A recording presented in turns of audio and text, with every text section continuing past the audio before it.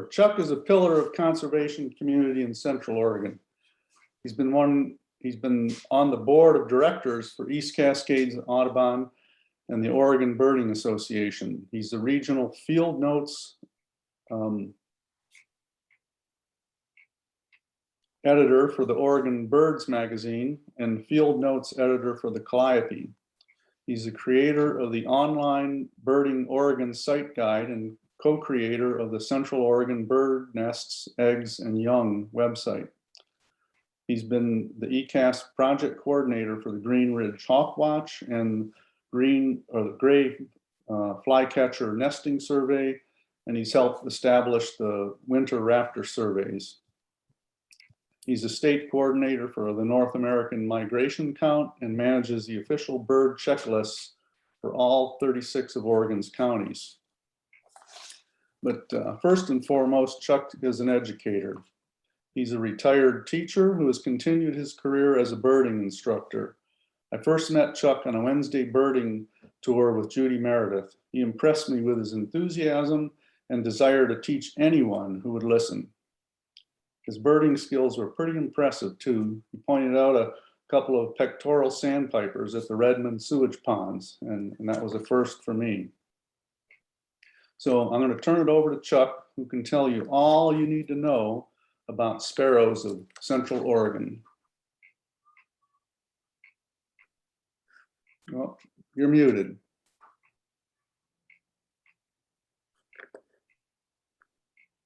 Where's Chuck?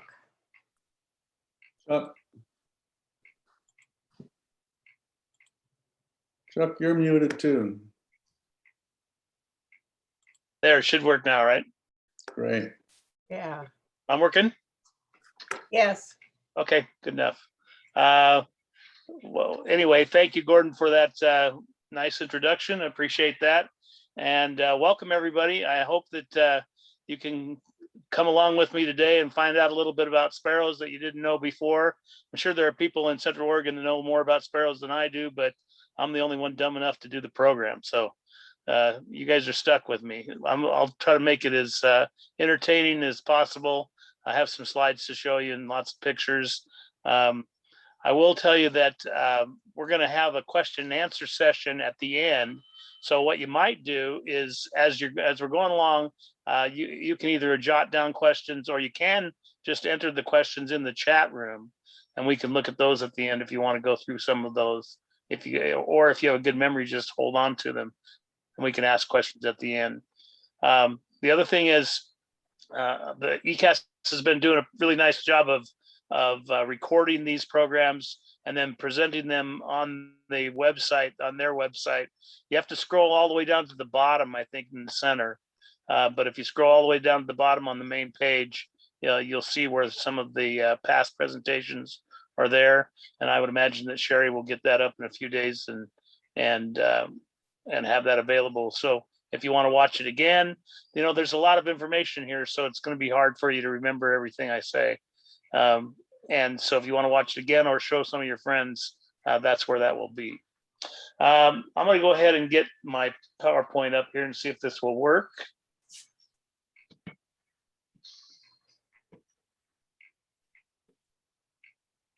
Oops.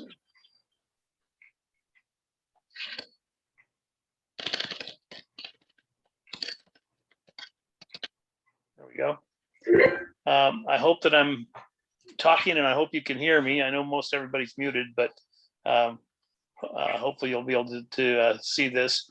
Welcome to the world of the sparrows. The family Emberizidae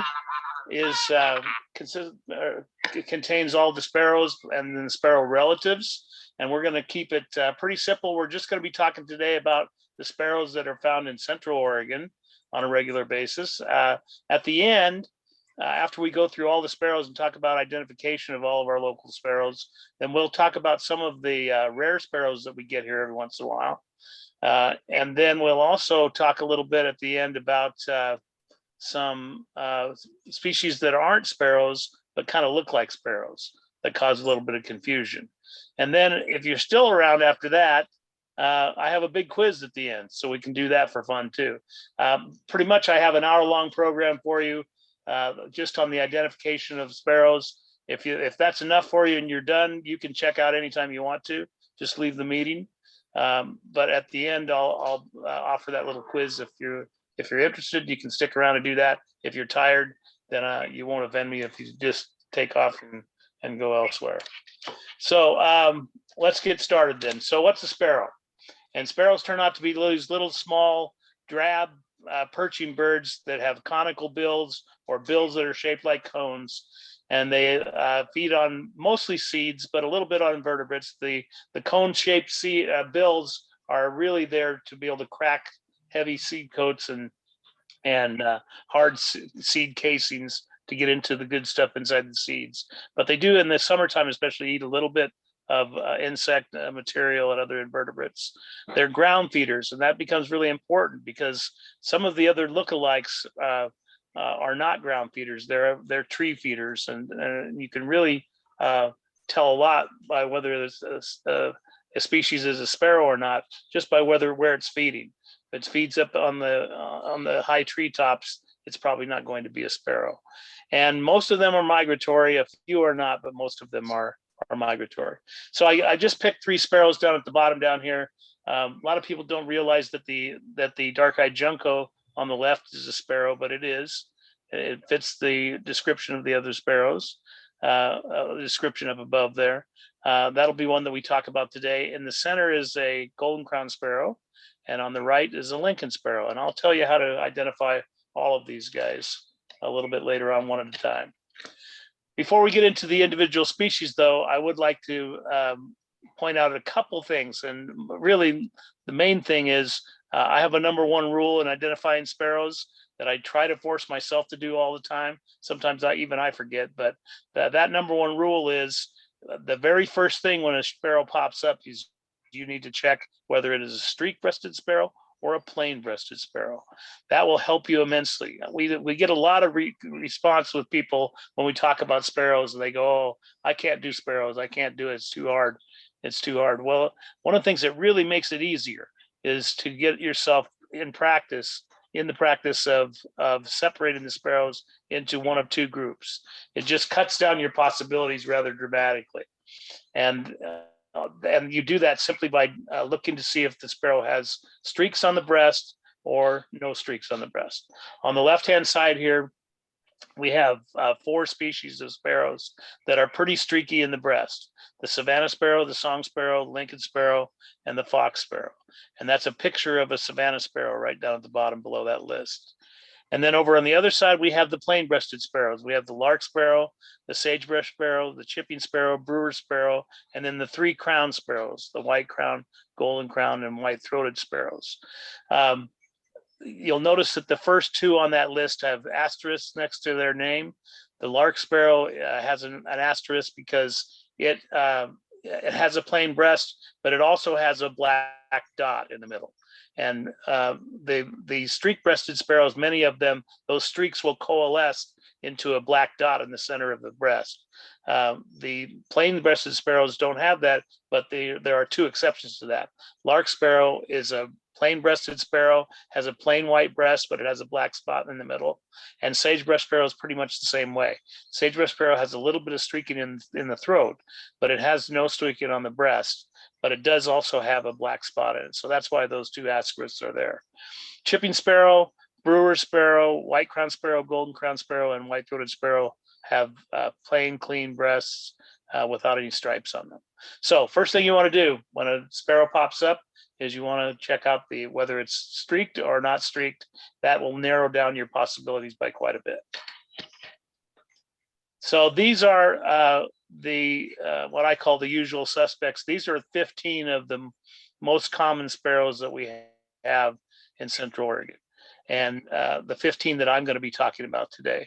So if we take a look at the top row, starting at the left-hand side on the top is a spotted towhee, and then the next bird over is a green-tailed towhee, and then a sagebrush sparrow in the middle, brewer sparrow on the right-hand side, and the chipping sparrow is the last bird in the top row.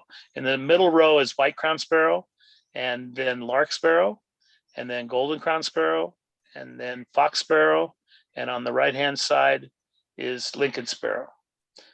then we go to on the bottom row, we have Vesper Sparrow, and the next bird over is a Song Sparrow, and then Dark-eyed Junco, and then Savannah Sparrow. And the last bird, as I'll mention when we get to it, is not truly a sparrow. It's actually a bird that belongs to the family of weaver finches, but we call it a sparrow. It's the house sparrow. And so we put it in this presentation just because lots of people think it's a sparrow, and we'll talk about that when we get to it. All right, I'm going to dive right in on the species themselves. Well, we start. We're doing this in order of the new modern taxonomy, which has just been published on the Oregon Birders, Oregon Birders website, so that's the order that we're going to go in. And in the new taxonomy, lark sparrow is the first sparrow on the list. Lark sparrow is also one of the easiest sparrows to identify, so it's a good one to start with anyway. If you'll notice here, I have three pictures. The picture in the top left is a picture of an adult bird, and the picture in the bottom left is a picture of an adult bird in the wintertime. Not much difference there. There's a little bit of difference in the way they're holding their feathers. The temperature when I took the picture in the top adult, the temperature was probably in the 90s. And the temperature on the bird in the bottom left, the temperature was probably in the 30s. And so that gives you a little bit of an idea of why they're, the one on the bottom is a little more fluffed up, a little different shape. But the one on the right side bottom is a juvenile bird. And I tried to include as many juvenile photos as possible, just to give you an idea of what those guys look like. But you'll notice that the juvenile bird's not a whole lot different from the adult either. So this bird's not terribly hard to identify. It holds a special place in my heart because this is my spark bird. This is the bird that got me into being a birder when I was living in Culver, working at Culver High School in 1988. I was just about to move over to Crook County High School and start in Prineville. And I bought a spotting scope because I wanted to learn the birds. And the first bird that I saw on a spotting scope was a lark sparrow. And I still remember that feeling. It just hooked me completely on day one. So I was lost. My fate had been sealed, I guess you could say. Before I go on from this slide, though, I would also like to draw your attention to that bottom left photo. This is a bird that showed up in Prineville at the Prineville Golf and Country Club last December. We'd never had a lark sparrow even in November. Hardly ever had one in October. And that bird showed up in December of all time. So that set a winter record for us in Central Oregon for lark sparrow. Okay, a couple of interesting facts about the lark sparrow is they like to live in an open farmland, juniper forest edges, fallow fields, roadsides. You usually see this bird driving. You're driving and it'll kick up off the ground, or you're driving and it kicks up off a fenced area, a wire fence of some kind. It likes edge habitats, so it likes to be fairly close to a change in habitat. Like you might have a grassland on one side and a bunch of junipers on the other. That little edge between those two is where they like to hang out. They will feed, like the other sparrows, feed on the ground or near the ground usually, and they often flush as you're driving along because they, again, are on that. A road makes a nice little edge type environment, so you'll find them on that road quite often, or near a road quite often. They have a very interesting courtship strategy, much different than most of the sparrows. Most of the sparrows do a little bit of display and quite a lot of singing. These guys do a whole intricate courtship strut like turkeys do. They'll strut around and pound their feet in the ground and spread their tails and strut around with the girls. In the end, if the male will offer the female a twig, if she accepts the twig, then they're a couple, and the mating process commences to the final end anyway. So it's very elaborate and pretty cool to watch if you ever get a chance to watch them in the springtime. They're here from early April to late September. So they migrate in right around early April, coming up from Mexico, and they take off about now. is when they'll be getting out of here.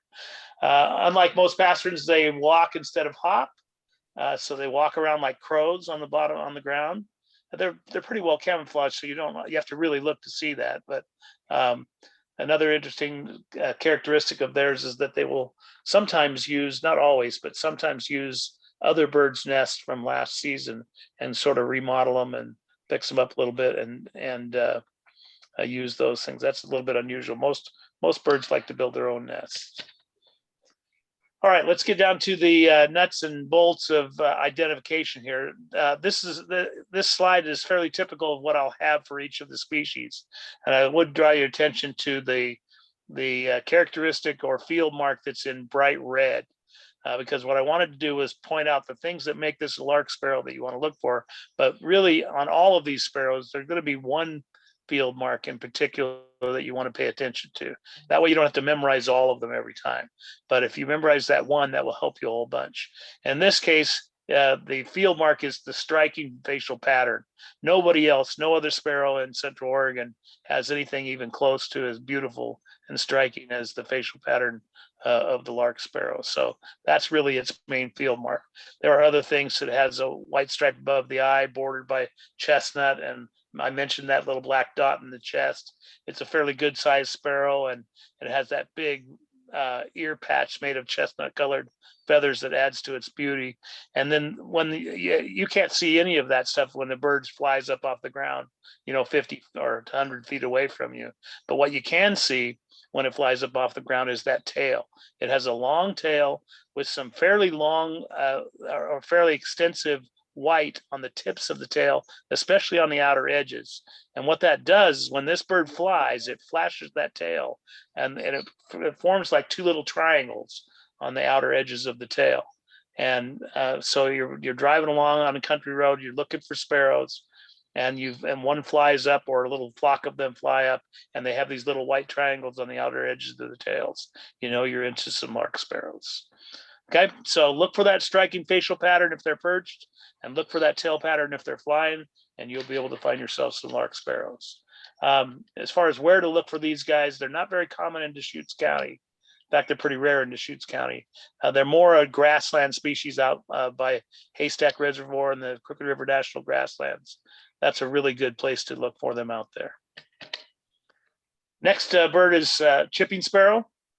And chipping sparrow is a very common bird, one of our most abundant sparrows of any of them. They're pretty migratory, so we're starting to lose them now. They're starting to migrate out, but they're here about 5 or 6 months out of the year, and we get to see lots of them that way. And we also get to see them in sort of their different stages of life. On these 3 pictures I have are chipping sparrows in 3 different stages of life. The bottom right-hand chipping sparrow is an adult in full breeding plumage with that nice chestnut cap on top of its head. The upper left-hand bird is an adult, this adult chipping sparrow that is in winter plumage and doesn't have that nice bright cap, but the red cap is still there. It's just a little more streaky. And then the bird on the far right, on the upper far right, is a juvenile bird. And one of the things about the juvenile birds, this you'll notice on the 2 adult pictures, that this is a plain breasted sparrow. It doesn't have any streaks on the breast. So that's going to separate.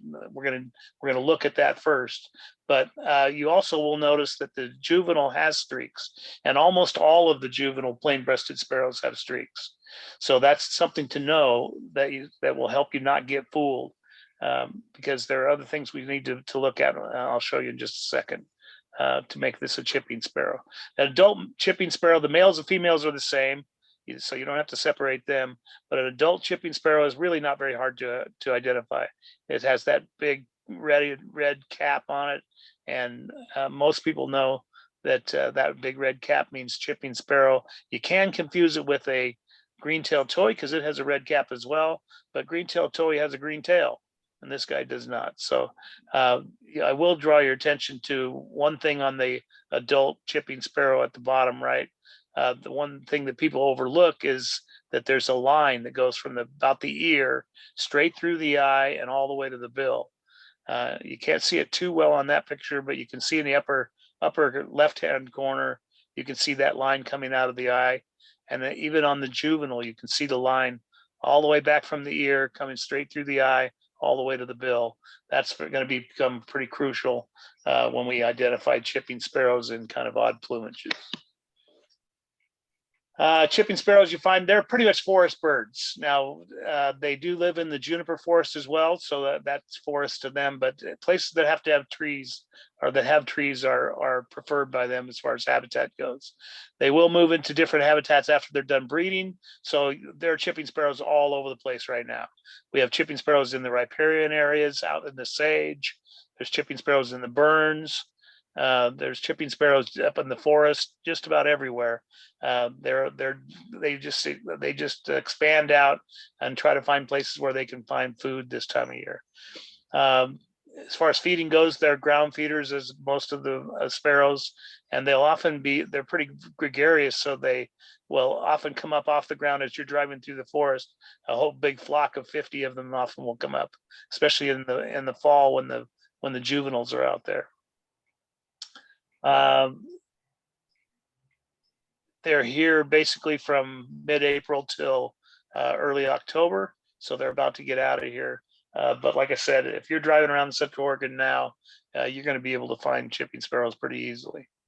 They get their name because they have of the little chip call that they make.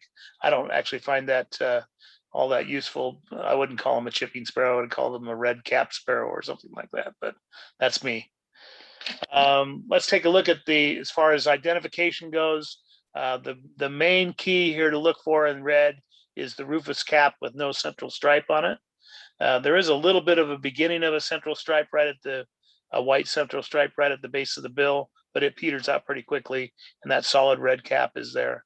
And then I also want to draw your attention on this bird to that black line that starts at the ear, arches up a little bit, goes right through the eye, and continues going through the eye to a dark black bill. That will help you a bunch when identifying juvenile chipping sparrows and winter chipping sparrows if you happen to go down to Mexico where those guys spend the winter. It has a pretty long tail for a small sparrow like this. And again, that plain gray breast puts it into the category of non-streak sparrows. The brewer sparrow is the next bird, and this is probably the most difficult bird to identify for most people, especially in the field, because the biggest thing you get when you see one of these guys for the first time with binoculars is it's a very drab gray bird. It lives in a very drab gray environment, so it would be a little odd if it wasn't a drab gray bird. It's probably the most common bird in the open sage east of Bend. It's very difficult really to not find these birds at almost every stop if you're out there during the early breeding season. They're out there singing away. Brewer sparrow has the reputation of having no field marks, being a dull gray bird with no field marks. So that's not exactly true, as I'll point out. There are a couple things that you can look at that will help you with brewer sparrow every time. As far as habitat goes, these guys are pretty much sagebrush obligates. They like the sagebrush. They're not exactly entirely sagebrush obligate because they will spread into other environments a little bit. But for the most part, if you want to find them, you want to go to sagebrush. Now, there is an alpine subspecies that lives right up near timberline in the Cascades. And you can find them up there, but they're not very common and they're difficult to find. They're a little darker. Their bill is a little bit darker, so you can separate them if you're inclined to do that. We won't be doing it here, I don't think. But as far as their behaviors go, the song is really complex. If you haven't had a chance to hear this, then go online and type in brewer sparrow song and listen to all the different various songs it has. Some of the songs they have will go on for a matter of 30 or 40 seconds before they start over and repeat it. So it's a very long, complex song, very insect-like, very interesting. They live in very, very dry habitats for the most part, and so they can go weeks without drinking, and they do that because they're able to get water from their food. They're able to metabolize their food capture the water that's in those seeds that they're eating and use that water to be able to take care of their water requirements, which is pretty ingenious. There are quite a few of those desert species that are able to do that. In migration, they like to join up with other birds, and especially with chipping sparrows, and that makes it really difficult because baby chipping sparrows and baby brewer sparrows are going to be your biggest challenge as far as identifying sparrows. And I'll show you how to do that. I think we'll be able to solve it by the time we're done, and I think you'll be comfortable, but it is a challenge.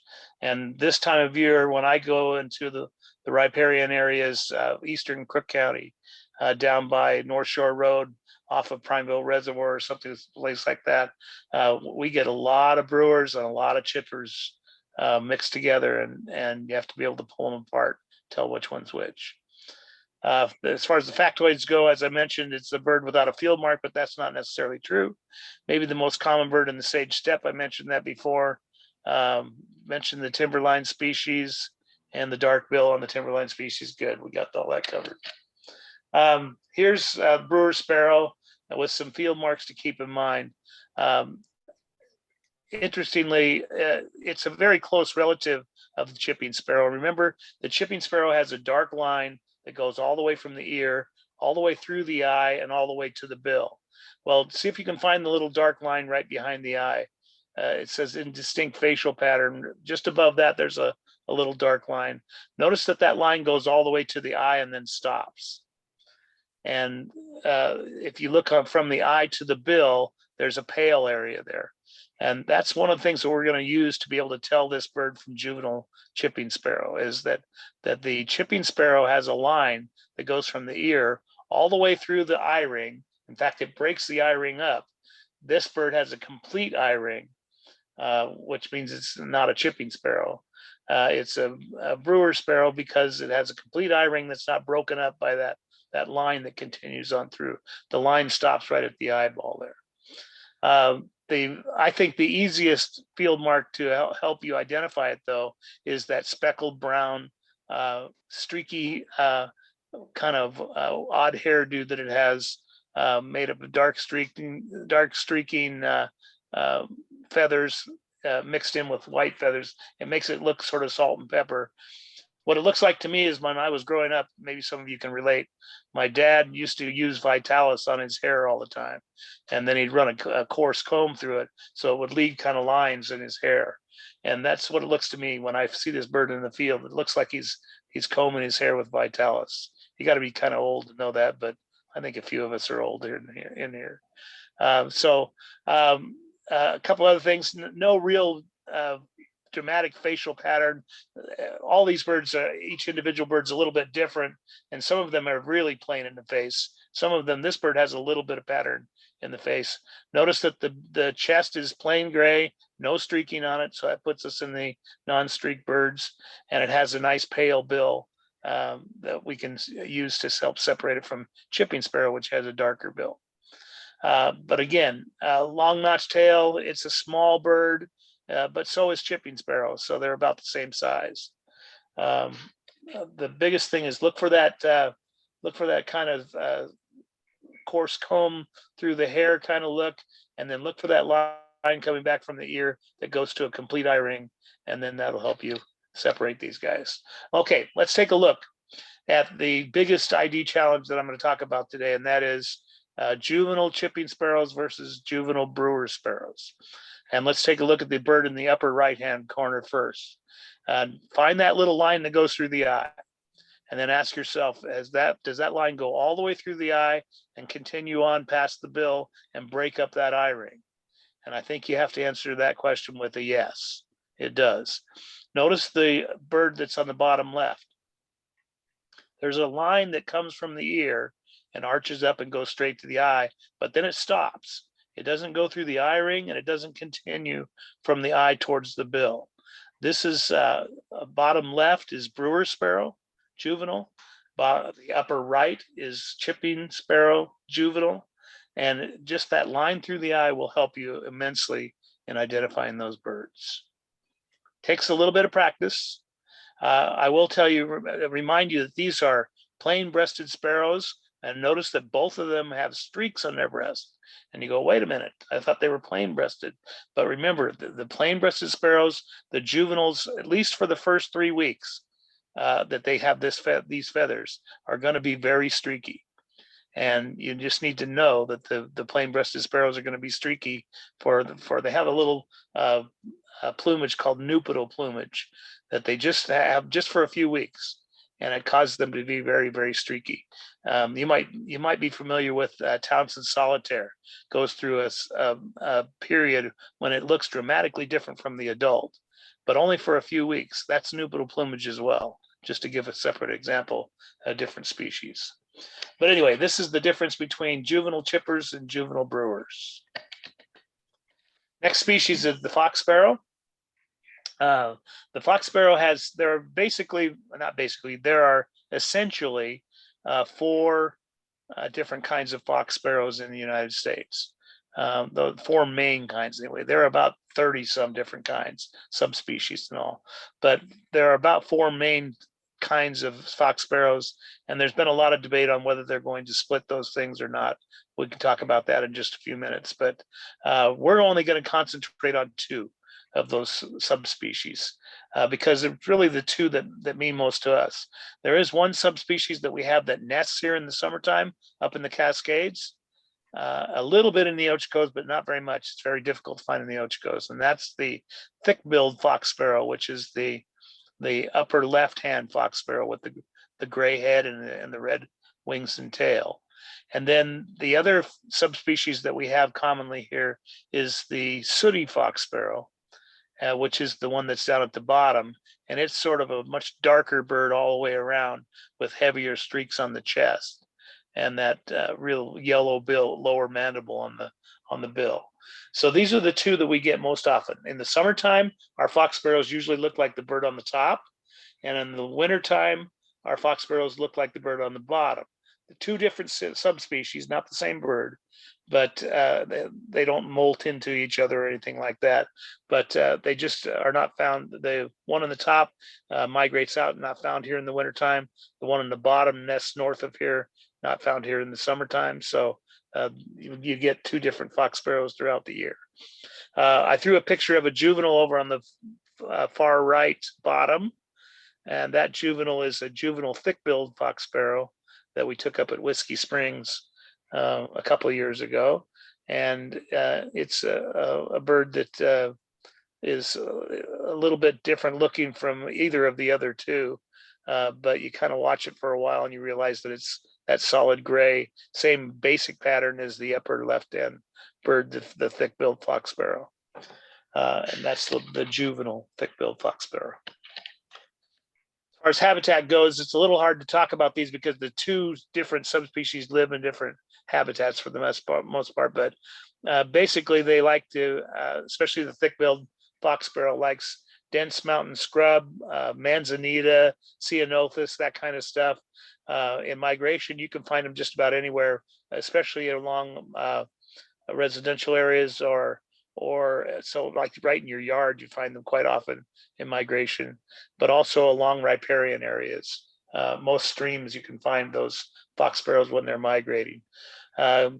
Green-tail, they like the same habitat as green-tailed towhee, and you often find them together. In fact, they have very similar songs. One will actually, if you can play the song of a fox sparrow and the green-tailed towhee will pop up, or you can play the green-tailed towhee and the fox sparrow will pop up. So they kind of answer each other's songs. As far as feeding goes, they like to scratch with their feet and expose invertebrates and seeds underneath the leaf litter, and they'll often join with other little sparrow flocks in little feeding groups like that. It's difficult to talk about the migration because the migration of all 4 subspecies is different, but one place to look at is a place called Whiskey Springs in Central Oregon. It's in Jefferson County, outside of Sisters or near Sisters. If you don't know that area, that's the place to go study fox sparrows all summer long, because it's possible to get all 4 subspecies, although I'm not sure we've ever had the red fox sparrow, the fourth and rarest fox sparrow up there. But I'm sure it's possible that it could happen. That would be a place that we might be able to see all four of those subspecies. As far as the thick-billed fox sparrow goes, the one that breeds here, it arrives usually in early May, and it takes off usually kind of late, by late October or mid-October. They're usually migrating out. And then once the last of those guys kick out of here, then the sooty fox sparrows start coming in to take their place in the wintertime. They found fox sparrows, almost intact fox sparrows in the La Brea tar pits, so they know kind of they've been around for a while. The thick-billed fox sparrow has the deepest bill of any North American sparrow. Yeah, you have to look right where the bill enters the face to see just how thick that is, but it's rather dramatic.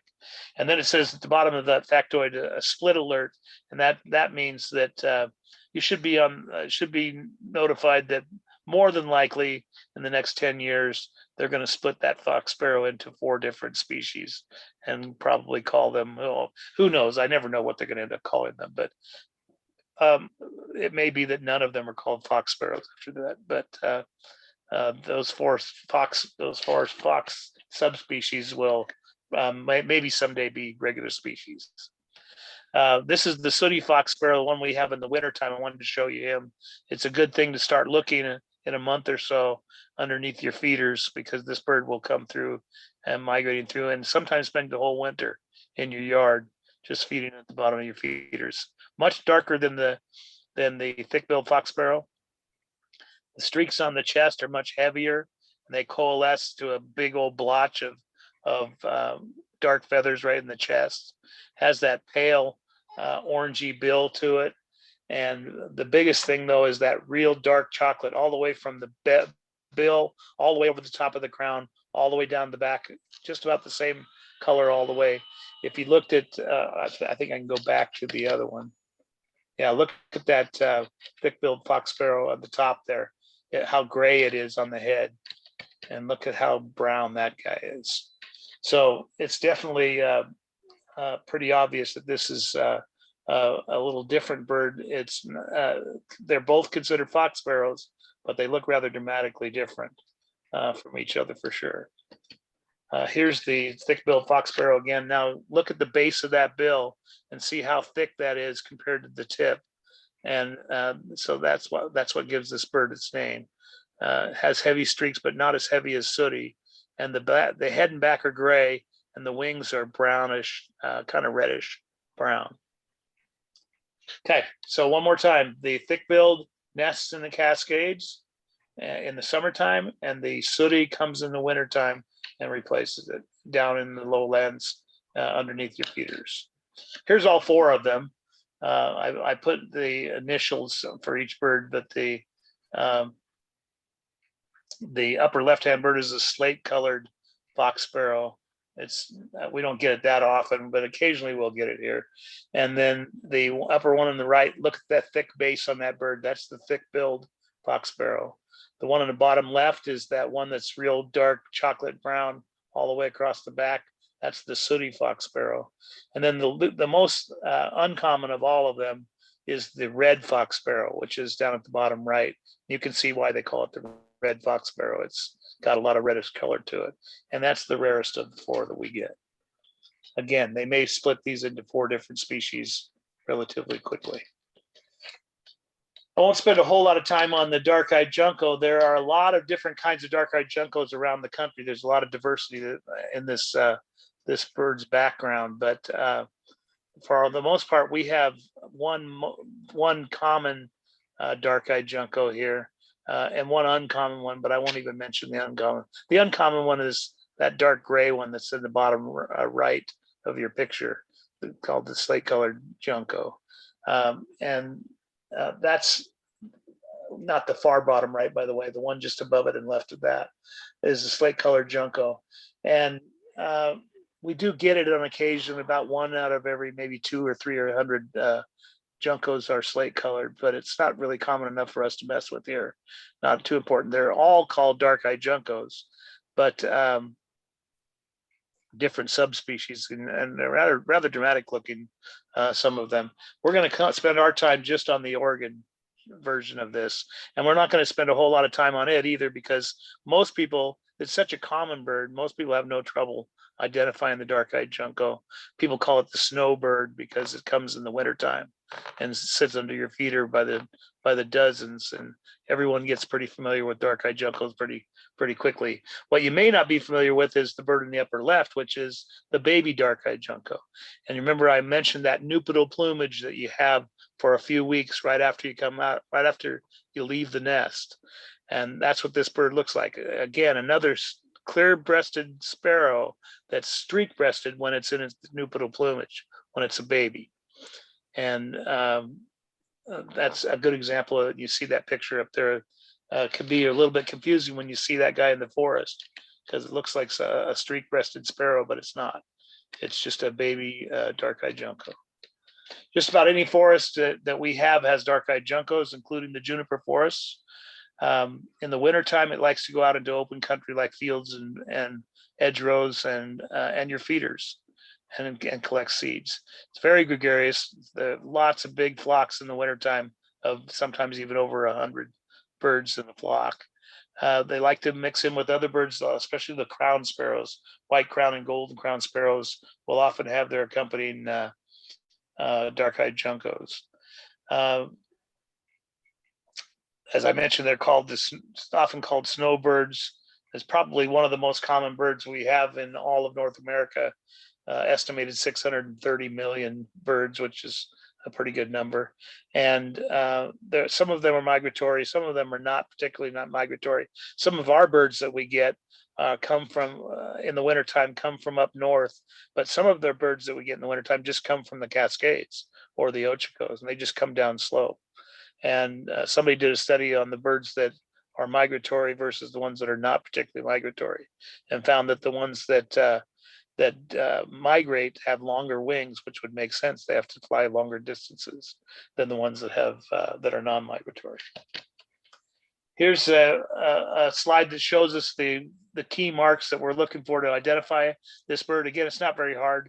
It has a black bill, a black head set off by a pink bill, brown on the back, a little bit of pinkish on the sides. This bird's a little more oranger than some, but the wings and the back are brown.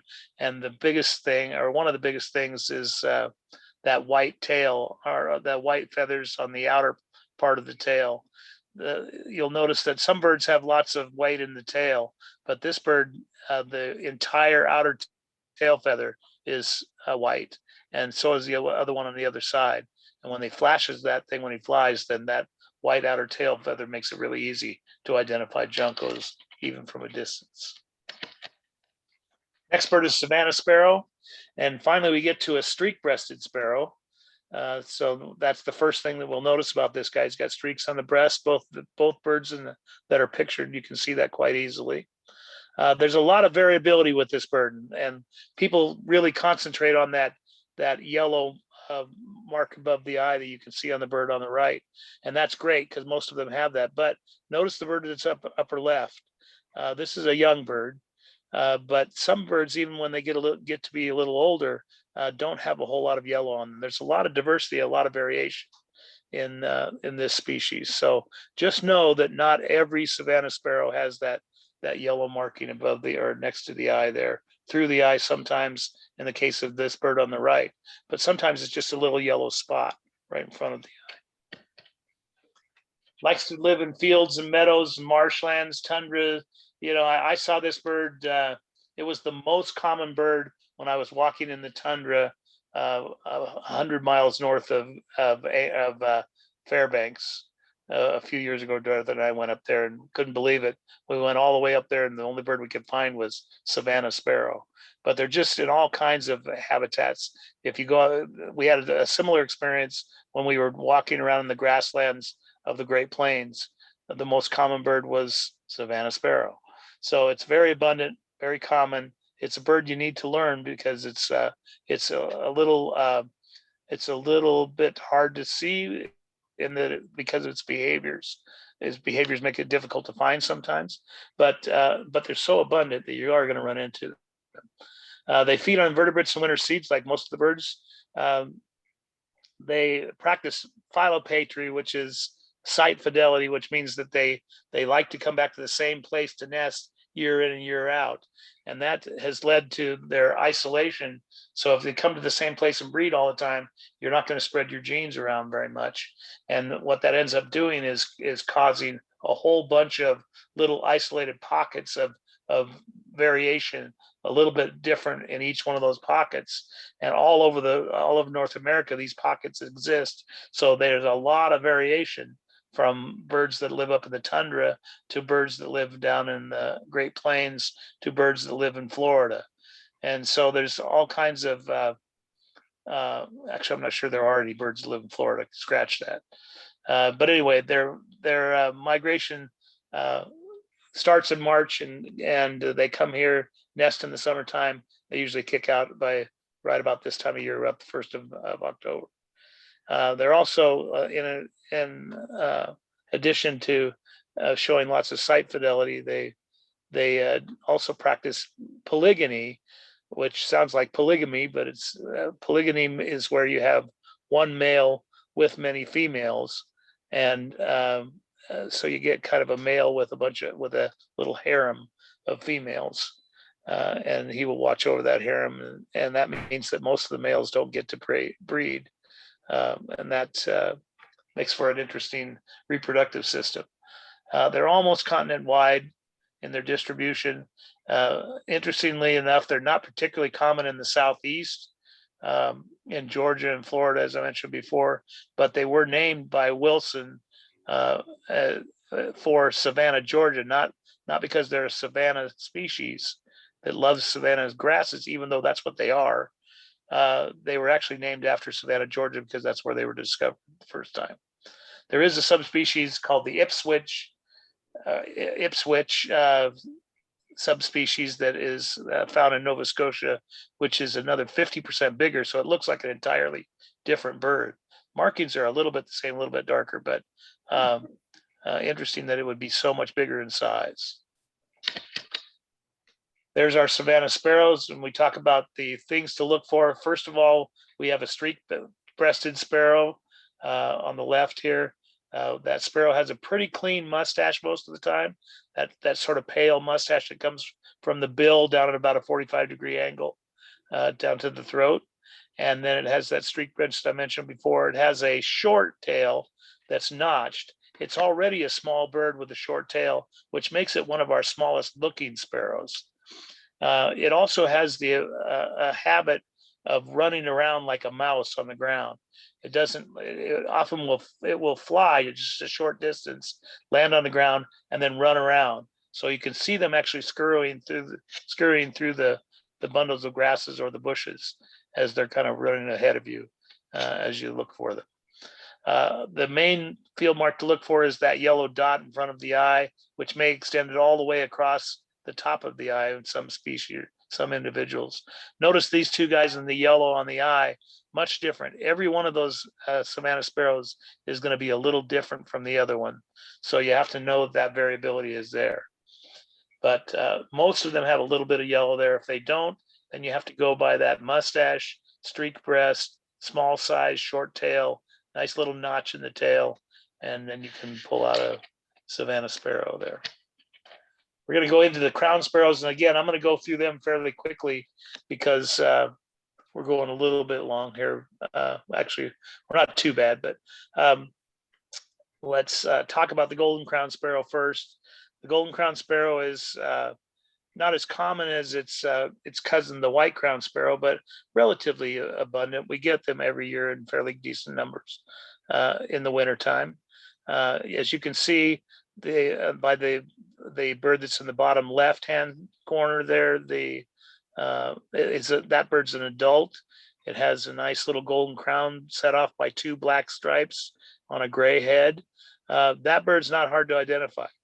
Most people could pick that out on a field guide pretty quickly. And after you see two or three of them, you learn the golden crown sparrows quite easily when they're adults. The problem you have is the other two pictures. The bird in the upper left is an adult, but it's an adult that has gone through a winter molt. Now it's starting to, it's lost many of its breeding feathers.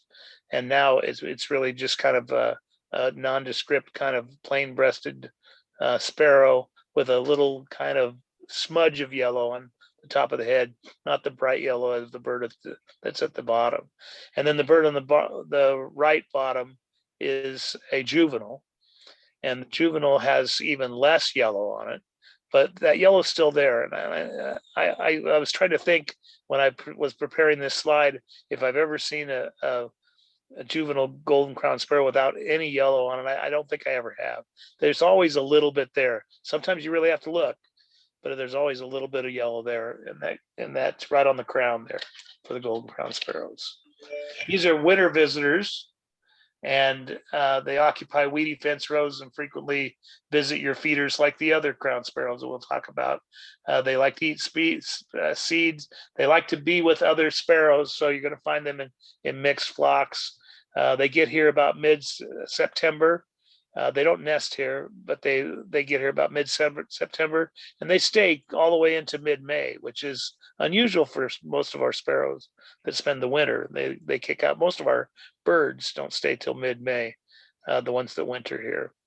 It breeds in the tundra and northern boreal forests up there in Canada and Alaska, and it spends more time here on the winter grounds than the other sparrows do. So the white-crowned sparrows will all migrate out. You'll still have a few golden-crowned sparrows all the way into mid-May. One of the interesting things as I was reading about this thing was that the miners in the gold fields of Alaska must have been a little bit lonely because they would listen to these birds sing while they're up there. And they thought the birds were singing. They have a very mournful song, and they thought the birds were singing "No gold here" or "No gold here." So that would tell them to go move on and try someplace else.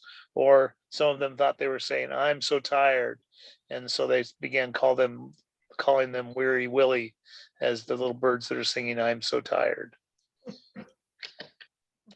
Here's a nice adult golden crowned sparrow. Again, not too much trouble identifying this bird. It has that big golden crown set off by two black marks and a white stripe down the middle. Pretty easy. It's a big sparrow too. Really flashy. When you get a mix of white crowns and house sparrows on your ground underneath your feeder, and one of these guys, he really stands out. So not too hard to identify. As is this bird, the white-crowned sparrow. Again, one of our most common sparrows, so it's one that most people are pretty familiar with because it's boldly marked with those 3 white stripes set off by 3 black stripes. And well, actually 4 black stripes. So it's a pretty easy bird to identify. Clear-breasted bird. That's not really a problem. Identifying adult white-crowned sparrow is easy for most people. The problem you have is when you find a bird that's like the upper right-hand corner bird, that's an immature bird. And that kind of throws a little bit of a wrench in the identification process because it resembles a couple of the other birds that I'll point out in just a second. Let's go and talk about them a little bit as far as habitat goes. They share the same kind of habitat as golden crowned sparrows. You often find them together in those weedy fence rows and underneath your feeders. They're always with other sparrows, so they're with mixed flocks of different sparrows. They arrive about early September, about right now. They're starting to pour in pretty hard, and they'll be out of here by sometime before, usually before May. Some of them do actually nest in the Cascades, but they're not all that abundant in the Cascades. You will run into them if you go up pretty high, though. Up around Subtle Lake, there are quite a few places where white-crowned sparrows will nest. They're pretty aggressive little guys when they're at your feeder. They don't like the little chippers and the juncos, and they'll beat up on them. But when that big fox sparrow comes in, they don't seem to be as brave when it comes to the fox sparrows, and they leave them alone because the fox sparrows will probably whip their tails. Here's our white-crowned sparrow. And again, those white and black stripes on the head with that nice orange bill. It's really not a bird that's hard to identify for most people. Now, this is probably the 4th time I've given this presentation over several years, and I change it every time. But This time I thought it was important that we change and add the white-throated sparrow to the presentation. Always before I put white-throated sparrows in the section where we have the rare sparrows, unusual sparrows. And this one has always been a pretty rare and unusual sparrows, but something is changed a little bit. I don't know if it's a long-term change, but in the last 3 years, we've had a ton of these birds pouring into Central Oregon. And it'll be interesting to see this winter if we have a ton more this winter, because we've just been able to find them, multiple locations at the same time, especially around Bend with all the birders that are out there. They've really been in numbers that are way, a factor of 4 or 5 of what they would be in normal years before this. So look for your white crowns or your white-throated sparrows. You might actually get to see them if you've never seen one before. Beautiful bird. You can see it has bold black and white stripes like the white crown sparrow, but it has those nice little yellow marks in front of the stripe, and that beautiful little white throat. It's a winter visitor, along with the other crown sparrows. All gregarious like the other crown sparrows. Its migration puts it here only in the winter months, and there are no known nesting records here in Central Oregon of white-throated sparrow. So you're not going to see it in the summertime, but only in the wintertime. It does come in 2 color forms. You can kind of look at the white stripe. Let me go to here. Look at the white stripe right above the eye, and if that's pure white, then that's called the white striped sparrow. And if it's kind of brownish or yellowish, then that's the tan stripe white-throated sparrow.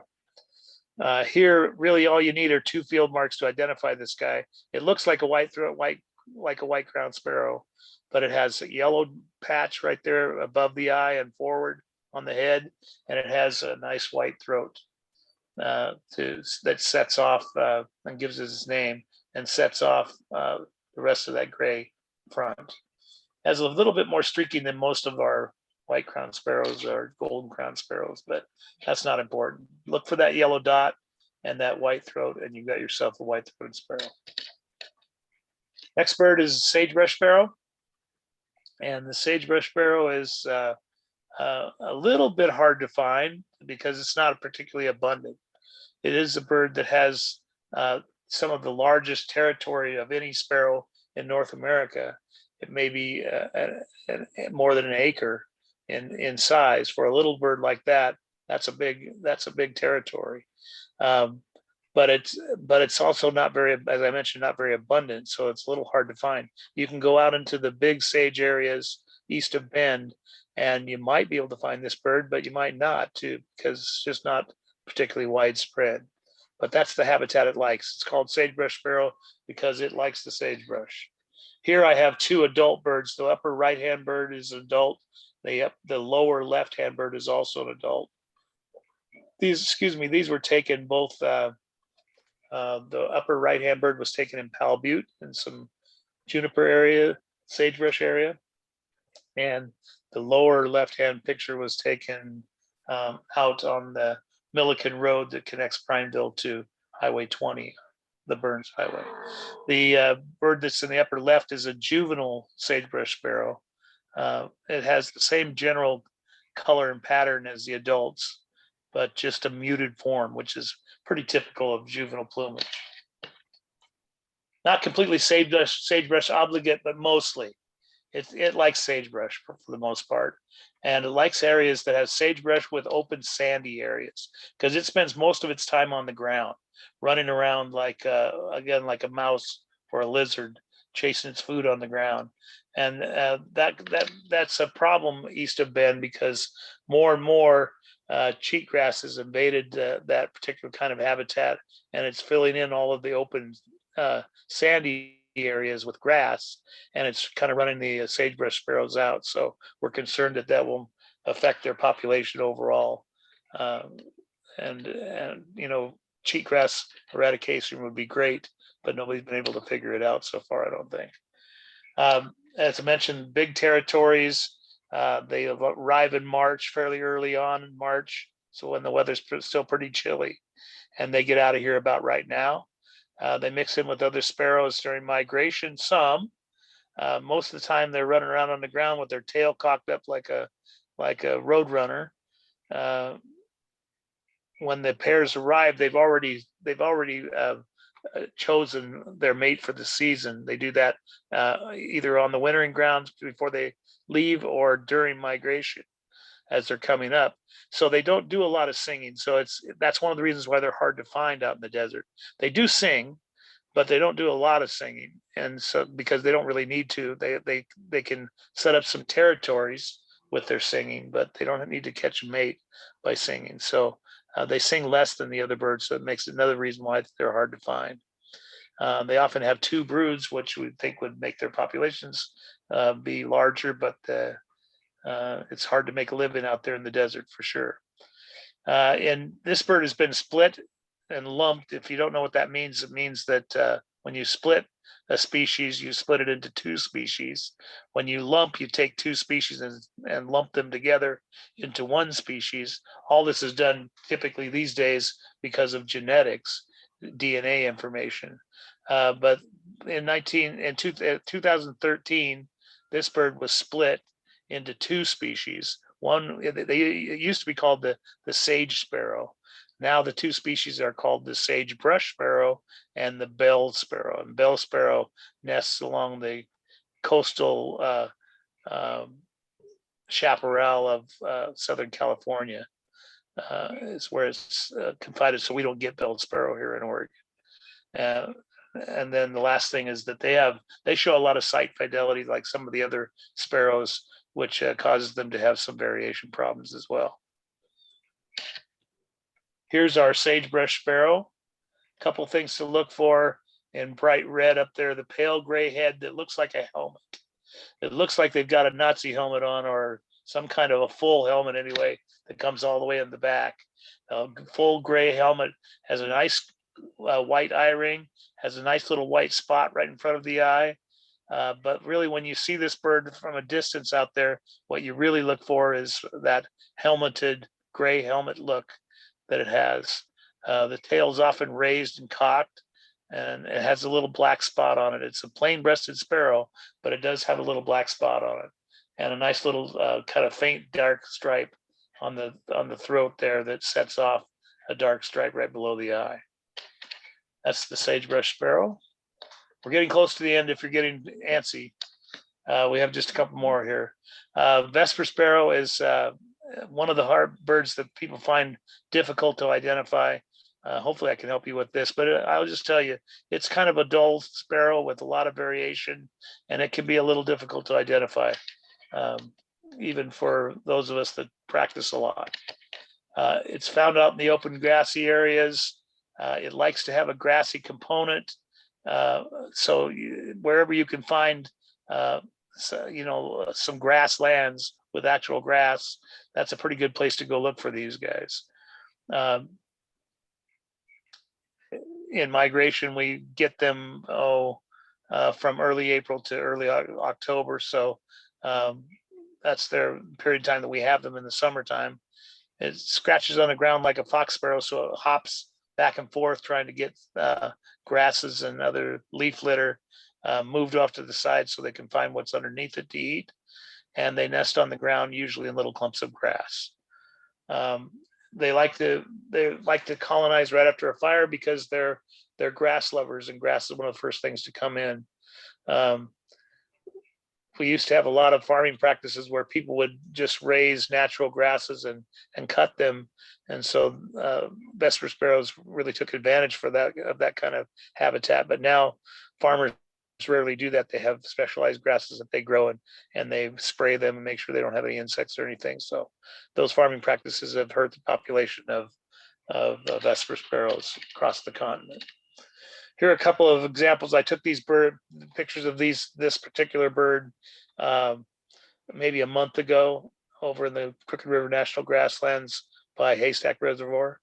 And it shows a couple of things that you want to look for. One is that this bird has a relatively bold white eye ring. Now, every single individual Vesper sparrow is different, and they're going to be different in the eye ring as well. But most of them have a pretty dramatic white eye ring that you can pull out. They have a little facial pattern around that white eye ring. But the other thing to look for, and you can't always find it, but look for that chestnut mark right on the shoulder. See if you can see where it says at the very top of the slide, it says chestnut shoulder patch. Follow that line down to that little spot right on the shoulder, and there's a little chestnut patch there. Then look in the same spot on the other bird. It's actually the same bird, different. That chestnut spot there as well. That's really helpful. The other thing is you can see that you can identify this bird because it's a bit like a junco. It has two white outer tail feathers, and you can see those white outer tail feathers on the bird on the right. And when it flies, it flashes those like a junco does. So it looks like a little gray bird coming up off the ground, but it has that nice flashing white tail. Makes it nice and easy to identify that way. Most of you know the song sparrow. It's one of our most common sparrows, and it's called the song sparrow because it sings day and night throughout much of the year. Actually, it's just one of our most prolific singers, and that's why it's called the song sparrow. It comes in lots of different colors. This is a bird that has probably more variation from west coast to east coast than any other species. Nobody even really knows how many subspecies there are of this bird. There's so many different kinds, but you get birds that are sort of pale like the bird in the upper left, and birds that are sort of dark like the birds in the bottom right, and there are even more pale birds than the one on the left, and more darker birds that are the ones that's the one on the right. So know that there's a lot of variation, but we can look for a couple of things before we get to ID. Has a wide variety of breeding locations, but usually there's some kind of water component. So you'll find them around ponds, you'll find them around streams, you'll find them around ditch banks if there's some tree component to nest in, even big blackberry patches. If there's some water underneath them, you can find these guys nesting in them. They're about 85% monogamous, which means that they choose a mate and stay with that mate for the most part. A few of them stray, but most of them don't. And they have a lot of site fidelity, as we mentioned before. That site fidelity then means that they're going to stay in one place generation after generation, and those genes stay in that one place and sort of evolve separately from the other genes of other populations. And that happens throughout the continent, and you just get a whole bunch of different kinds of song sparrows that way. Again, this factoid says 52 subspecies. I don't know if that's accurate or not, but there's a lot of them anyway. The darkish subspecies tend to be in the wetter, darker climates, which makes sense. The lighter subspecies out in the desert. And then the males learn their songs from the other males, and the girls like the more songs you have. So the more you can learn, the more chance you have of being successful mating. So what we want to look for here are a couple of things. Number one, the most important thing to look for is try to find the breast on this bird and see if you can find that central dark spot. It's not the do-all, end-all for identifying song sparrows, but it helps a bunch to be able to find that little dark spot right in the chest. The next thing I would go for is look for that gray or white eyebrow. It's usually very extensive, very thick, right above the eye. From there, you look and see that it has mustaches, and the mustaches are little black, darker lines that come off of the bill and arch down underneath the cheek. And those guys are set off by usually white feathers. And that becomes important because there's one more bird after this one that you can confuse pretty easily with song sparrow. But the brown throat stripe and white throat stripe together like that. And then that nice little dot in the middle of the chest, and that big broad gray stripe above the eye, and you probably got yourself a song sparrow. For some reason, there's a problem in separating and identifying song sparrows and confusing them with fox sparrows. I don't know why that's so, but it is. But here, well, I do know why. So some of the song sparrows are very dark. The ones that live on the Oregon coast especially are very, very dark. And people confuse them with that dark sooty fox sparrow. But really, if you look, this bird in all plumages has that nice stripe over the eye. There's no stripe over the eye on the fox sparrow. So really separating them shouldn't be too hard. And I think we're at our last sparrow here. If you're getting tired and bored, it's going to be our last one no matter what anyway, I think. We have the Lincoln sparrow, and the Lincoln sparrow causes us a little bit of problem because it's a little bit of a look-alike with the song sparrow. Take a look at the bird that's in the upper left. It has a big, broad gray stripe like a song sparrow.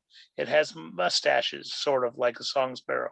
The dark marks that come from the bill and arch down underneath the cheek, as we mentioned before. There are a couple of differences here, though. Pay close attention to the color of the lighter colored stripes that are around the mustache area, and then pay close attention to the color of the feathers on the breast. We have a little tinge of what I call mustard colored that happens in the mustache on this bird, and then also on the chest of this bird, and that's the key field mark to be able to separate it from the song sparrow. It's a much smaller bird, as I'll show you in the next slide, than the song sparrow too. But that's hard to tell apart unless they're standing right next to each other. What you want to do is look and see if that yellow wash or that mustard colored wash exists in the mustache and also along the breast. You can see that in the bird on the right hand side as well. The mustache isn't white, and the breast is not all white. It has that little wash like it spilled some food on its chest. That's how you tell those Lincoln sparrows apart. I'm going to skip through that because I'm running too long here.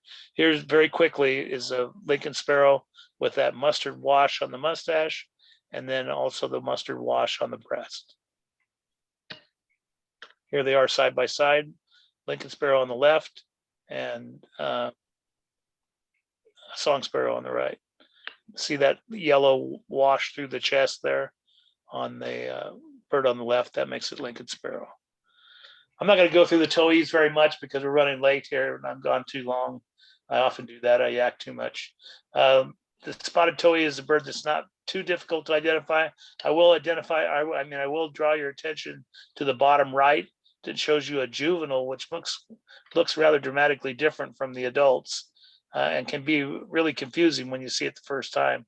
But if you know that the juveniles are these little dark chocolate little guys for a few weeks after leaving the nest, that helps you a little bit. Here's the spotted towhee with a dark head and red eye and white spots on its back, which gives it its name. And the rufous sides, that's the spotted towhee. And then one of the most beautiful birds I think we have is the green-tailed towhee. Some people confuse this with chipping sparrow because of that red cap. But again, it has green wings and green tail. That confusion usually goes away pretty quickly. Of a juvenile green-tailed towhee on the right. And it's kind of a multi-looking, has a little bit of red on top. It's just a scruffy-looking version of the adult.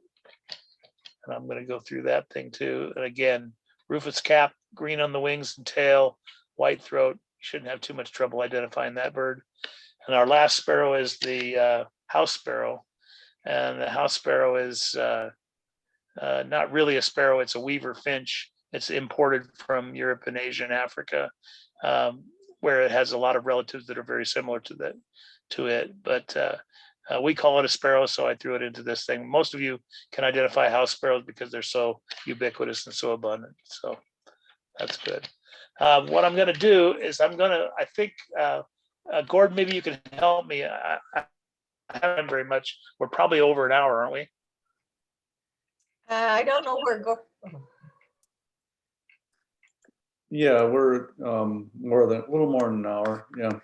Why don't we stop it right here and let people go? If you want to sign off, that's the end of the presentation as far as identifying different birds and showing you the field marks on them and everything. What I'm going to do is I have a little bit more where we can talk about some of the more uncommon birds. I'll go through that fairly quickly. And then I have a little quiz at the end. If you want to stick around for that, you're welcome to. But we can let everybody else go. I wonder if we should do the question and answer thing. Maybe we'll leave the quiz for another time, actually. Why don't I reduce this down? Well, we have And no let's go. questions yet. Good. No questions means I was either too confusing or too thorough. Well, I don't know what people want to do. So, like I said, why don't if we have no questions, that's no problem. Let's just give them a second to go ahead and log off if they want to leave. And then I'll go through these uncommon ones and we'll leave the quiz for another time because we're running pretty late. Well, it's up to you. Quiz sounds like fun to me. All right. Well, I'm prepared, so we can do it. All right. I'm going to go back online with the slideshow then. If you guys are still with me, we'll keep going. There's only a few more slides to go. Said that a few times already. A couple of comments. First, Chuck came in. Somebody said carry on, quiz yes, and then a question. Okay.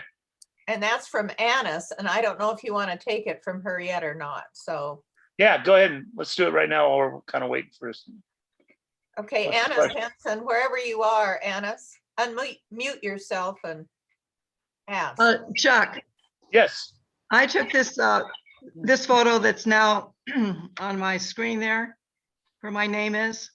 I took this in July several years ago, and I think it's a Townsend solitaire juvenile. I have to hold on just a second. I'm going to have to get out of that.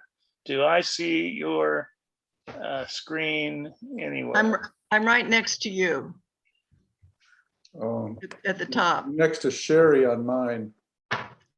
Pat on mine. Pat's next to Sherry, and Miriam's below Pat.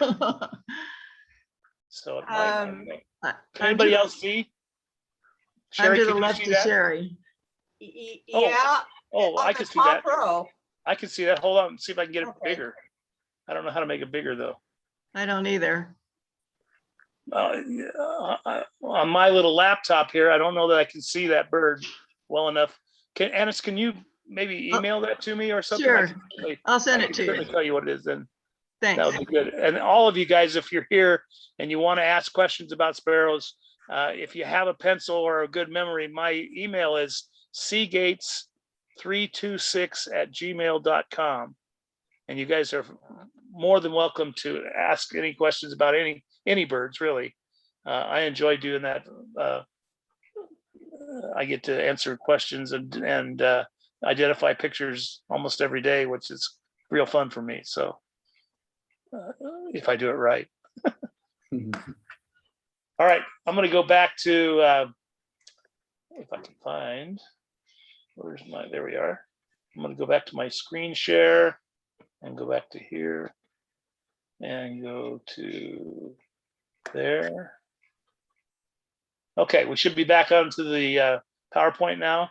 Let's take a look at some of the species that are uncommon sparrows that we have in our area that show up just every once in a while. I mentioned before that that the red fox sparrow is the least common of all the four different kinds of fox sparrows that we get here. And this one was 3 different pictures of the same bird that showed up in my yard a couple of years ago in the wintertime. And it stayed around for quite a while. Lots of people got to see it. We've had them several times in Central Oregon, maybe a dozen times or so in Central Oregon. So it's a pretty unusual bird, but it's really fun when they show up because they're bright red, so they're pretty easy to identify. This bird is the black-throated sparrow. You'll notice that big red 25 there. That reminds me of how many records there are in Central Oregon. And by Central Oregon, I mean Crook and Deschutes and Jefferson counties together. There are 25 records of black-throated sparrows being seen ever. So they're not particularly common, but we have been seeing more of them recently. The last couple of years, they've been at Smith Rock both years. This year, Mark Gonzalez found a singing adult male black-throated sparrow right up from my house, 1 block above me. So we got to see that. That was a county bird for me. So that was fantastic. It's only been seen 3 times, I think, in Crook County.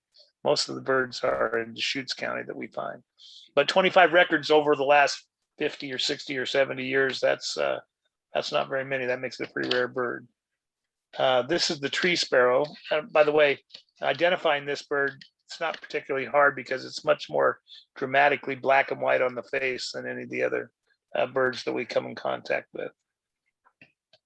The tree sparrow is a little bit of a white crowned sparrow kind of look like, and a little bit of a chipping sparrow look alike. But it's very much like the chipping sparrow in that it has a line through the eye like the chipping sparrow does, but that line is brown instead of black. And it has a nice little black spot in the middle of the chest, which helps separate it from the juvenile white crowned sparrows. And we only have 9 records of this bird ever in Central Oregon. One of them from Jefferson County not too long ago that Judy Meredith found, which was exciting, but those darn birds didn't even stick around one day, which was unfortunate for me. But a beautiful little bird found mostly in northeastern Oregon, up in the Wallowa Mountains. It's where you find most of the tree sparrows in Oregon. Clay-colored sparrow, 15 different records over all the years, so it's not found every year for sure. It's a fairly unusual bird. We haven't had a clay-colored sparrow that I can remember in the last maybe 8 or 9 or 10 years. So it's been quite a while. We're kind of due for one. I might be wrong about that, but only 15 ever is not very many records. And it's kind of a bit of a brewer sparrow. It's a relative of the brewers and chipping sparrows. And it's sort of a little bit like them, but a little brighter, a little, especially in the face, a little brighter than the other Spizella sparrows. Harris sparrows, we have a number of Harris sparrows. I didn't count the total for some reason, but I think it was, something like 75 to 100 different Harris sparrows that we've had in the last 30, 40, 50 years. So it's not as common as some birds, but fairly common compared to maybe a clay-colored sparrow, for example. You'll notice that there are 2 different colored birds here, one on the left, upper left, and one on the upper right. The upper left bird is a summer plumage bird that I don't think we've ever had here in Central Oregon. That picture was taken at Malheur National Wildlife Refuge just a couple of years ago. And one showed up there, and it was in summer breeding plumage. Almost always we get our Harris sparrows in winter plumage, which is that orangey colored bird you see in the upper right, or the orangey colored one, orange and white and black that you see in the lower left. That's the Harris sparrow, a relative of white crowns and golden crown sparrows. Swamp sparrow is also a pretty unusual bird, maybe 20 records, most of them from Hatfield Lake, just because a lot of birders go there. But we find swamp sparrow at Hatfield almost every year now because a lot of people are looking for it. But it's as you might guess, it's a bird of the cattails in the swamps, and you have to kind of wade out into those things to be able to find it. It's kind of a nice little skulker. Looks a little bit like a song sparrow, except for it has more reddish wings, reddish on the cap and reddish on the wings, which make it sort of stand out as sort of a reddish song sparrow. And that's how you identify the swamp sparrow. We have semi-frequently a bird called a Lapland longspur, which is technically a sparrow. And the Lapland longspurs come only in the wintertime, or mostly in the wintertime, I should say only. We do get them sometimes in the fall and sometimes in the spring. But Lapland longspurs are pretty cool because they occasionally will get them in the breeding plumage, which is the bird that's in the lower left. It's not pure breeding plumage, but it's sort of partial and a really attractive looking bird. And the winter birds are more like the bird in the upper right. It's kind of a dull tan colored bird that really blends into the dead grass, makes it really difficult to see. So we get those guys on occasion. We've only had 2 occasions when we've had Dick Sissel in Central Oregon. One was found up by Camp Sherman and stayed for quite a while. Lots of people got to see it. Another bird was photographed somewhere in northern Crook County. before my time in 1995. And that photograph was submitted to the Oregon Bird Records Committee, and they deemed it was a dick sisal. And so those are the only 2 records we have for Central Oregon. This bird's kind of got a chestnut patch in its wing with that yellow face. Set the 2 off. Those 2 field marks set each other off and signal dick sisal to you. I'm going to whip through those things because it's not important. A couple of birds that you might mistake for sparrows but aren't sparrows. The finches are often mistaken for sparrows because they're kind of conical billed seed eaters like the sparrows are. But the big difference is these finches are tree feeders. They're branch feeders. You can see this when you feed birds in your yard. If you put feet on the ground and you put feet in the air, you'll see segregation that occurs. The finches will go up into the air and feed on the sunflower seeds in the feeders that are hanging, and the sparrows will feed on the ground because that's what how they naturally separate each other, so they don't compete directly for food. That's really one of the big differences that you can find in the finches and the sparrows is where they feed. Another big difference is the amount of streaking on the females. Most of the males you can tell apart because many of them are red or yellow, but the females are a little bit difficult. They look a little bit more like sparrows. But notice the streaking here. The streaking is not in the breast. The streaking is in the breast and the belly, all the way almost to the tip of to the vent down underneath the tail. So that's much more extensive streaking than happens in the sparrows. Now, we have to have a caveat here. Remember that the plain-breasted sparrows, juvenile plain-breasted sparrows that are in nuptial plumage, those guys will have streaks everywhere. So they look a little bit like finches. So they just add to the difficulty of identifying them. But knowing that and knowing where you're going to see them, you're going to see the sparrows on the ground and the finches in the air. That should help you a bunch. This little guy is called American Pipit, and many of you have seen this guy. He kind of bobs up and down on the ground like a dipper. But if he's just sitting on a wire like that, sometimes he might look like a streaked sparrow. But look at that bill. That's a little tiny warbler kind of a bill that's designed to feed on small, soft bugs, not snapping any thick seeds like a sparrow or a finch. So it doesn't have the right kind of bill to be a sparrow, even though it looks a bit like a sparrow. The female Lasley bunting can often be mistaken for a sparrow because it's kind of a dull colored bird with a conical bill, but almost always you can find a little bit of wash of red right on the throat there like a necklace. And that little wash of red tells you, no, it's not a sparrow. It doesn't have the look of a sparrow anyway, because it has that plain dull head that you don't expect to see on any sparrows. But that little wash of orange will really help you separate them. If you get a chance to see a female bobolink, this picture was taken in eastern Crook County out on Pewitt Road, where the bobolinks nest in Crook County every year. Every year, by the way, except for this year, because there was no water at all out there this year.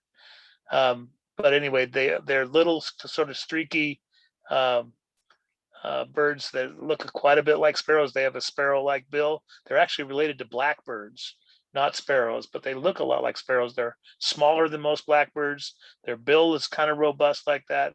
They look like a sparrow, but look at that head. The head is almost entirely covered with a wash of yellow. And none of the sparrows have that on as their field marks. So that's the easiest way to distinguish female bobolinks from sparrows. And finally, we almost always get a question once or twice every spring or summer when the baby red-winged blackbirds come out, or the female red-winged blackbirds arrive, and they say, "What kind of sparrow is this?" And then you have to remind them that just because it's streaked doesn't mean it's a sparrow. A few of the other birds have streaks as well, and this is a red-winged blackbird female. Okay, I don't know how we want to do the quiz. I was just going to have you keep track of your own score so we can go kind of quick because we're going on towards an hour and a half here. So let's just do it. See if you can mentally remember or jot down with a piece of paper or on a piece of paper what you think each bird is. And there are I think only 9 of them, so won't be too many. Here we go. Quiz time. I'll help you a little bit. So this guy has a green tail and green patch on his wing and a red cap.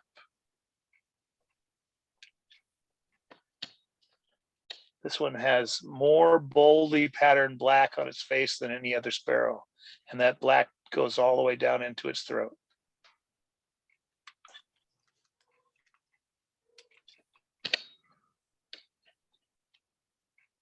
This bird has a plain gray chest, a little bit of brown on top of the head, but notice there's a line, and that line starts back at the ear, arches up, breaks the eye ring, and then continues on all the way to the bill.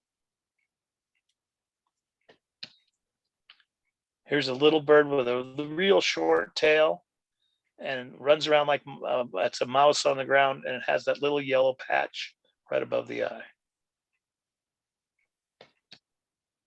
This guy's got a black head with a red eye and spots on his back. This one looks, oh, you're probably going, oh no, I can't do it. But this bird, in most, well, I can't tell you the most. The thing to look for is there's a nice little chestnut patch right on his shoulder. Nice little chestnut patch right where the shoulder would be. You can also make out, just barely make out, some white tail feathers right on the very edge of the tail. Nice bold pattern with chestnut and white stripes on the face and a clear breast with just a hint of a spot right on the breast.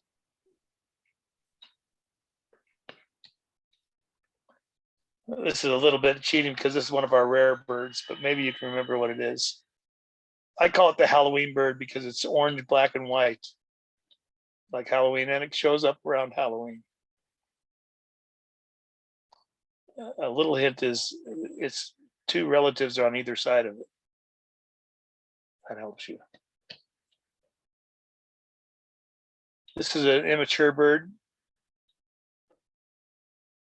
It's an immature version of one of our most common species. It has that brown and white stripes on the head. This one has brown and white stripes on his head too, but it's a rare bird. And instead of having a black line through the eye like a chipping sparrow has, it has a brown line that goes through the eye. That'll be a tough one because we didn't spend very much time on it. One of our most common birds with a black head and white outer tail feathers. Pink bill.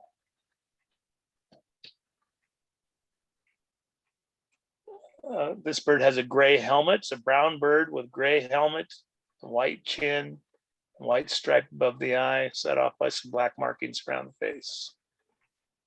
Look at the habitat around it to help you jog your memory on what it might be. Plain-breasted bird with black stripes and a big patch of yellow right in the center of the forehead. Oh, there's more than I thought, sorry. This bird is a gray bird with reddish brown wings and reddish brown tail. Lots of streaking on the front. Very thick base of the bill. And we just talked about this guy a little while ago. There's that mustard wash through the mustache and through the chest, even a nice little dot in the middle of the chest there. But the mustard wash is what you want to look for. This one doesn't have any mustard wash. The mustachial marks are white, not yellow like the one before. And it has that nice gray stripe above the eye. All right, I'm gonna back them up. I'll tell you what they are. I don't know how many people we have left. 18. 18. If we unmuted everybody, would that be a disaster? No. Because I could call on the group to ask what they thought it might be. If everybody would unmute themselves, do that. Oh, if you want to participate, yeah, you can just unmute yourself, and I'll just go through each slide, and I'll give you the first chance on telling me what it is. Some of you get to show off. Sounds good. Anybody know this one? Green-tailed towhee. Green-tailed towhee is correct. This one. Black-throated sparrow. This one. Tough one. This is a chipping sparrow, juvenile. The black line goes all the way through the eye and extends to the bill. That's a chipping sparrow. Anybody? Savannah. Savannah sparrow is correct. Anyone? Just chime in. We'll go fast. Spotted Towhee. towhee. Spotted Towhee. towhee is correct. Did anybody get this one? I wish I hadn't chosen this picture because I wish I had chosen a picture that has a brighter white eye ring. But this is a Vesper sparrow with that chestnut patch on the shoulder. Oh, that's smooth. Okay. Yeah, it has a nice white eye ring. It just doesn't show up very well in this photo. Then anyone? Lark. My spark bird, lark sparrow. That's right. Oh, And I don't know if anybody got this. Did anybody get this one? This is Harris's sparrow, oh, the Halloween bird. the Halloween bird. Yeah. And then this is a fairly common bird. Anybody get it? This is the white crowned sparrow, but this is the immature form of the white crowned sparrow. It has this little this plumage where it's brown and white for its first winter. And then it molts into the black and white plumage of the adult for its first spring. This is too tough. Somebody just dive in there and tell me what you think it is. I didn't mention the two-tone bill on this bird either, but that's helpful. Is it a This is tree a- sparrow? It's a tree sparrow. Good call. Good one. That's a tough bird, tree sparrow. Most of you can do that one. Yep. Junco. Dark-eyed junco. And then this one, where it's sitting helps you. This is sagebrush sparrow. I'll just finish them off for you. Put you out of your misery. Then golden crown sparrow. And this is the thick-billed fox sparrow. Oh, And hopefully you remembered the Lincoln sparrow with that mustard wash. Oh, yeah. And then the song sparrow with that gray stripe over the eye and the nice white mustaches instead of the yellow mustaches like the other one. And that's the end of my presentation. Yay! Thank you very much. We made it out alive. Well, thank you, Chuck. That was fascinating. Great. Let's see if I can get back to you guys. There you are. Any questions? One of the things that I didn't have time to go into was, where do you go? Where do you go to practice?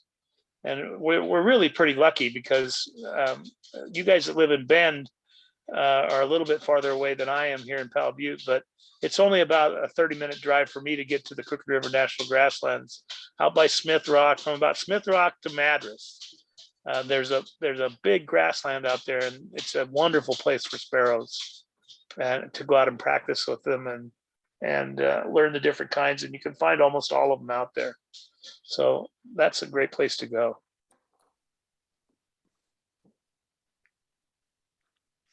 Chuck, can you hear me? Yes. Are you talking about that road that kind of cuts from the main highway kind of back over the haystack? That kind of flat area? Yeah, What do you there's a whole mean? bunch of there's a whole bunch of roads out in there. So it's basically kind of the area between Highway 26, that goes from Primeville to Madras, and Uh-huh. Highway 97. Now the grasslands are actually on the other side of both of those highways, but that's kind of a little slice of pie that you could say. So if you just drove to Culver and took a right, like out by Haystack, and drove the back roads out there, you would be on the grassland most of the time. And It's- what was that bird that people saw? Oh, it was the mockingbird. There was a Kind of mockingbird in out that there area? on Laurel Lane, just out on the grasslands, just Yeah. east of Haystack Reservoir. So that's kind of where you're talking about, that Laurel Exactly, Lane? yeah. And that from where that mockingbird was, south to Gray Butte, and then all the way north to Madras. Thank That you. whole area out there is grasslands. Thank you. Is there water in Haystack? About 7 drops. Haystack is lower than I've ever seen it before. If you know Haystack at all, you can go to the east side campground, and they have a boat ramp there. The water is way past the boat ramp right now. You can't put a boat in the water at all. It's very nice though to go shorebirding there right now because the water level is right about where the boat ramp is, so you can park right on the boat ramp and look for shorebirds that are right down below you. I was the recreation guard there for a couple of years, about 50 years ago. Oh, really? Yeah. All right. Nice. Thank you, Chuck. Okay. I guess I will